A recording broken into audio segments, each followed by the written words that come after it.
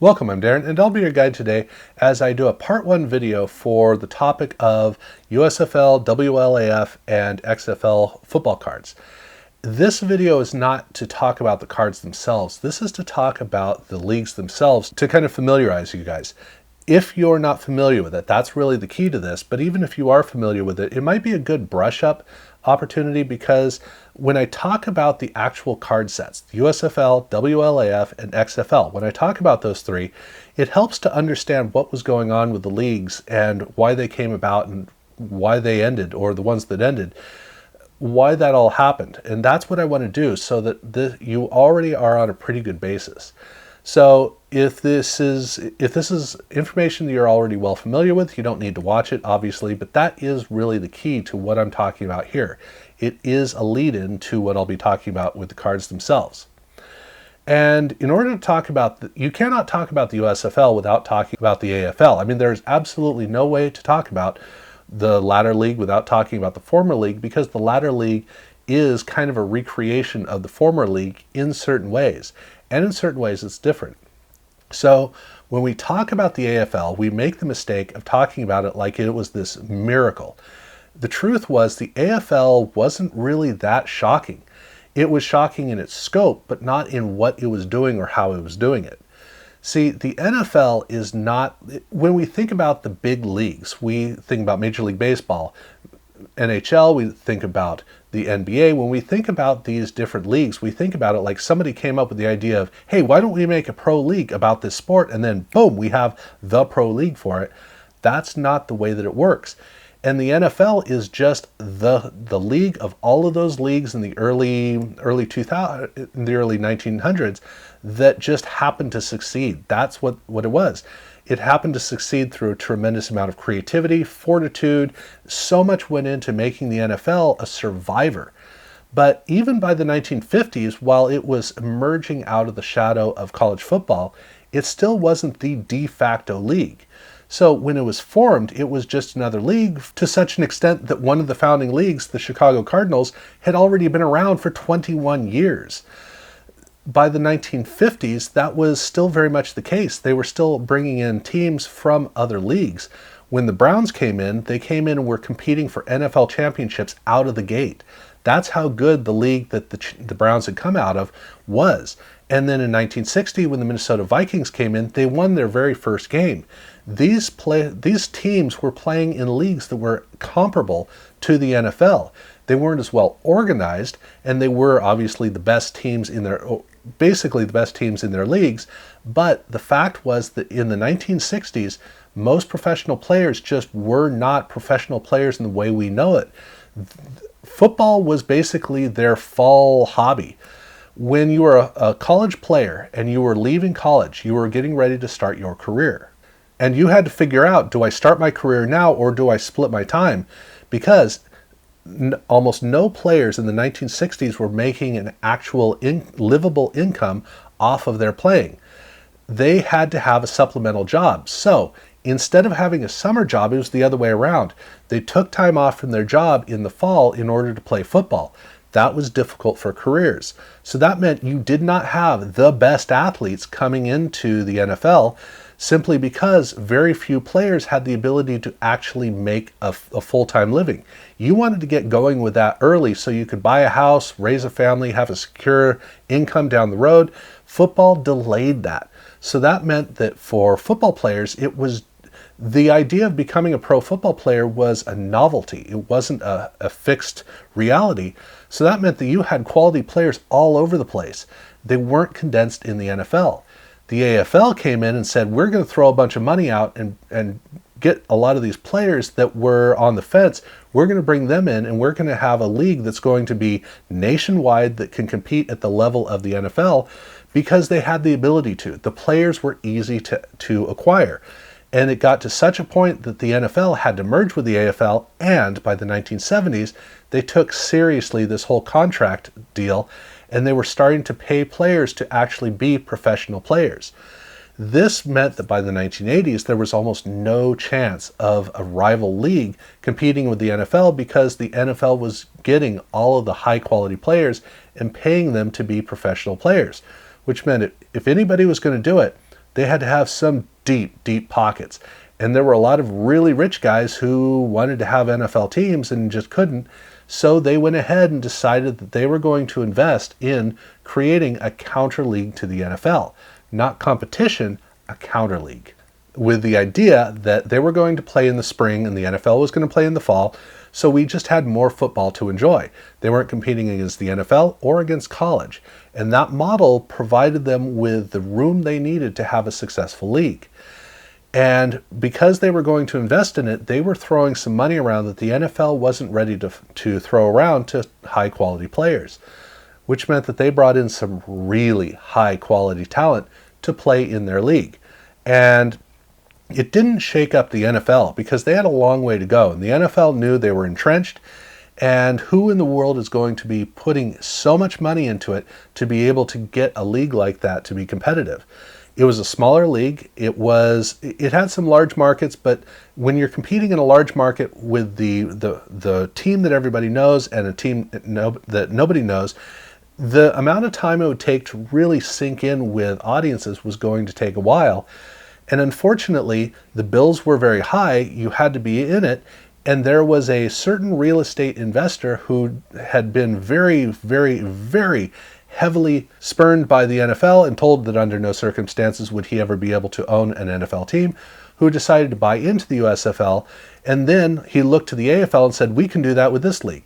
So he swung the league, he convinced everybody to swing the league around to be competitive with the NFL in order to force the NFL to absorb the USFL, thereby giving him an NFL team. Unfortunately for him, he is an idiot and he killed the league instead. That meant that the USFL, which might possibly have had the ability to hold up as a counterpoint league, it never got the chance because we never had enough years with the USFL for it to establish itself. So we just got a couple of years and it was over. But that doesn't mean that there wasn't enough room for more football. Because, look, the NFL has more positions to fill on rosters than there are quality players to play. So that means there are always positions that are going to have underwhelming players who can hold up a starting role but aren't stars. There are going to be too many spots for potential players to fill that just there aren't enough spots for that. But the secondary level is filled with players who you really don't know because you can't really put them into those roles to grow them out. It would be great to have a developmental league, like with Major League Baseball, like with hockey, and like with basketball. But football has a couple of problems with it. One, it's a very physical sport, which means that you can get injured well. Two, it's a lot of wear and tear. Three, just the way that crowds are to really hold up a team, games have to be big spectacles. And if they are, then it works great. If it's not, it's tough to hold an audience in the way that you do with other leagues. And so the NFL didn't really feel like it could have a farm league like the other sports had. Well, actually, maybe it could. It had to think outside of the box. And in the late 80s, European fans were getting really interested in the NFL. And so the NFL came up with the idea of creating a second-tier league, kind of like a farm league, where many of the teams were in Europe, giving European fans the opportunity to see NFL caliber players playing and representing them. As long as you don't flood the market, you can pull it off. So they would have a couple of teams in this country, a couple of teams in that country, maybe one team in another country, just a couple of teams spread around, and then a couple of teams in the US as well. So you have a European conference and you have an American conference. Now you don't have to worry about traveling back and forth between the two continents very often. And you give some markets in the US that would love to have a team like San Antonio or Birmingham. You give them the opportunity to have an NFL team. You don't have to worry about holding up the whole league in the US. And in Europe, you've got a couple of teams that are able to draw enough fans there to make it interesting. So it was built in that model so that it was able to balance out all of the funds. And it worked pretty well. Unfortunately, the US market was not strong enough to ultimately hold it up. It was strong enough in the European market, But even though it had the NFL backing and all of the excitement around that, it just wasn't able to hold up as a two-continent sport for very long. So it did get rebuilt into the World League, but originally it was the World League of American Football, WLAF, and then it became the World League, and it has had its fits and starts, and for the most part, it's actually able to hold up. And it did do a good job of creating some local leagues. So in Germany, they have a local league. In Sweden, they have a local league. They actually do have football leagues in those countries.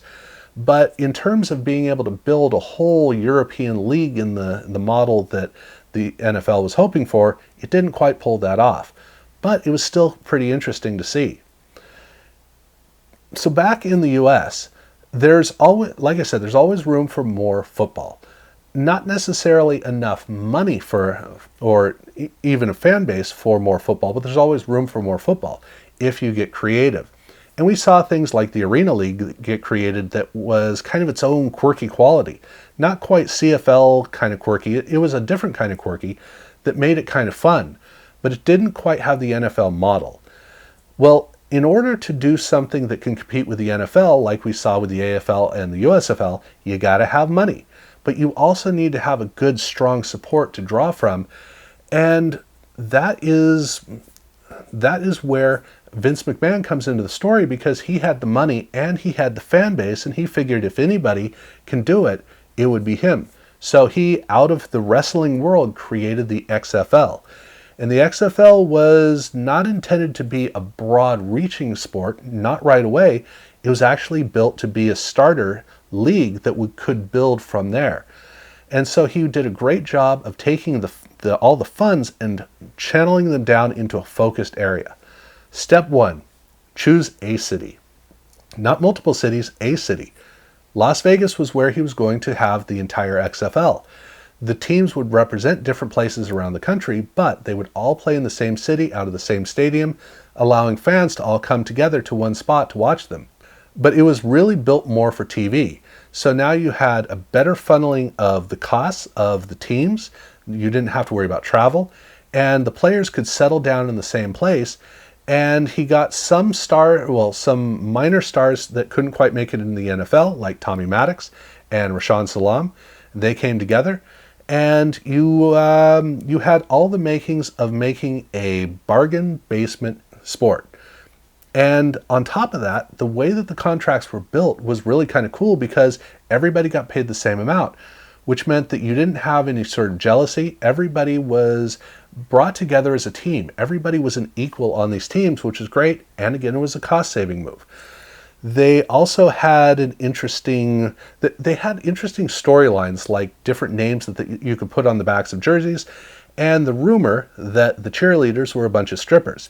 It was Vegas, so that kind of makes sense. The league just, for some reason, didn't quite take hold. Who could have imagined? And there would be a 2.0 that would come sometime later, but the 1.0, the New Millennium League, was a very interesting experiment. It was at least a great experiment. That is the one thing that you can certainly say about it. So those were the three leagues that popped up. The USFL was a head-to-head competition that was designed to be a counterpoint, but it was designed to be built in the same way. It only had a couple of years, and it brought in some great talent that suddenly just got flooded into the NFL. Then you had the NFL attempting to create a minor league, which had its own strengths and weaknesses, so much better funded, much better marketed, but also built on a tricky foundation. And then you had the XFL, which was a wild and crazy idea from a very eccentric source. So in my part 2 video, I'm going to be looking at the card sets of all three of these different iterations of football. And there's a pretty wide-ranging span of the kinds of cards that we'd see, partially because we had the mid-'80s, and then we had the early 90s, and then we had the early 2000s. Those were the times that these came up, and they had their own reason for the life that they had, or the limitations to the life they had. So that's going to be the 2-part. Look out for that video, And yeah, I guess I'm going to just call it, bring it to a close here, because this is supposed to be a part one, so I'm not going to get too far into anything else. So please do watch that video when it comes out, and thank you very much for watching.